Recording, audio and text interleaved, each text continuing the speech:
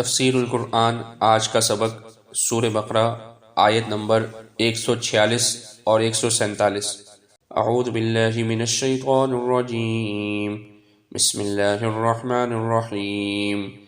الذین آتیناہم الکتاب یعرفونہ کما یعرفون ابناءہم وَإِنَّ فَرِيقًا مِّنْهُمْ لَيَكْتُمُونَ الْحَقَّ وَهُمْ يَعْلَمُونَ الْحَقُّ مِنْ رَبِّكَ فَلَا تَكُونَنَّ مِنَ الْمُمْتَرِينَ۔ ترجمہ: جن لوگوں کو ہم نے کتاب دی وہ رسول کو پہچانتے ہیں جیسا کہ وہ اپنے بیٹوں کو پہچانتے ہیں، اور بلا شبہ ان میں سے ایک فریق ایسا ہے جو ضرور حق کو چھپاتے ہیں، حالانکہ وہ جانتے ہیں حق ہے آپ کے رب کی طرف سے، سو آپ ہرگز شک کرنے والوں میں سے نہ ہو جائیں۔ اہل کتاب رسول اللہ صلی اللہ علیہ وسلم کو پہچانتے ہیں اور حق چھپاتے ہیں۔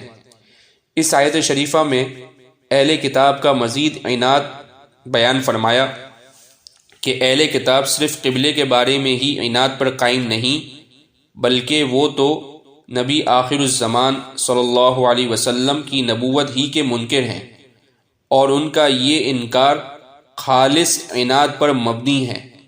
وہ اپنی کتابوں میں آپ کی صفات جلیلہ اور آپ کی تشریف آوری کی بشارت عظیمہ پڑھتے رہے ہیں، اور وہ صفات خوب اچھی طرح واضح طور پر دیکھ کر آپ کی نبوت کو اس طرح پہچان گئے ہیں جیسا کہ وہ اپنے بیٹوں کو پہچانتے ہیں کہ یہ ہمارے بیٹے ہیں، اور اپنے بیٹوں کو پہچاننے میں ان کو ذرا شک و شبہ نہیں ہے۔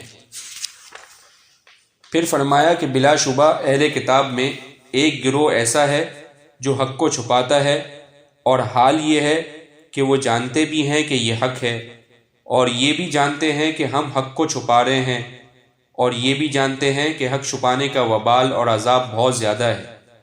آخر میں فرمایا کہ یہ حق ہے آپ کے رب کی طرف سے، لہٰذا آپ ہرگز شک کرنے والوں میں سے نہ ہو جائیں۔